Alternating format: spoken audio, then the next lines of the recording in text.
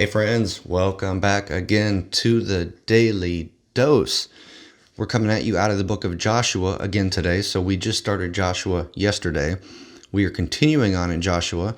We've got chapters 5 through 8. We've got Psalm number 66 for this 66th day of our Bible reading plan. So if we go ahead and jump right into our summary, what we're going to see is that we read that the kings of the area, there's various kings, and they are afraid because they have heard about what the Israelites have done in previous battles. I'm sure they've heard about the stories of what happened when God brought them out of Egypt.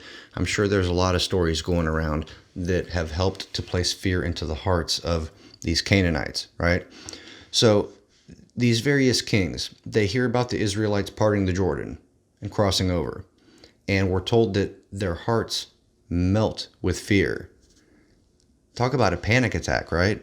If your heart is melting with fear, that's very strong language. That describes quite a state of fear, if you ask me. So moving on from there, after we learn about all these kings that are in the area and how they're all afraid, we read that that it's time for a mass circumcision and a Passover at a town called Gilgal. So what we find out is that the children that were born into the wilderness during this 40-year wandering, right?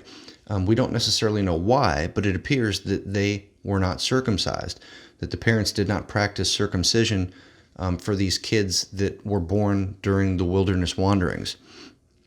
So they all have to be circumcised. So the Israelites are told to make flint knives and to circumcise any of that generation that had not already been circumcised. After they heal, we're told that they celebrate the first Passover on the other side of the Jordan, right? So they've celebrated Passover before, but this time, this is the first time they're on the other side of the Jordan, which kind of symbolizes, the promised land. The Jordan was kind of that border, that boundary, and now, for the first time, really, they're stepping foot inside of the promised land that is supposed to be filled with milk and honey. It's supposed to be the land that's going to become their home. And this is kind of interesting.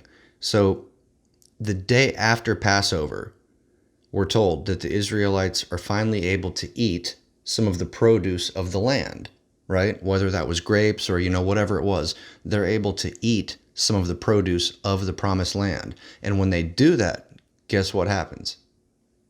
Remember all that manna that God had been providing for them? That manna stops. It never appears again, right? So that manna was a temporary provision during their wandering, during their journey to the promised land. But now they have officially set foot in the promised land, right? They have tasted of the produce. They're there, right? So part of the promise has been fulfilled, and there's no need for the manna anymore. So the manna stops. Now we read about a story of this town Jericho that they had gone to spy out. Jericho was securely barred because of the Israelites, is what we read. So basically, the people in Jericho are scared. They've got the city on lockdown, right? Nobody is coming or going probably. They've got the thing on lockdown because they are shaking in their boots about the fact that the Israelites are nearby. So here's what happens. The Lord tells the Israelites to do a few things.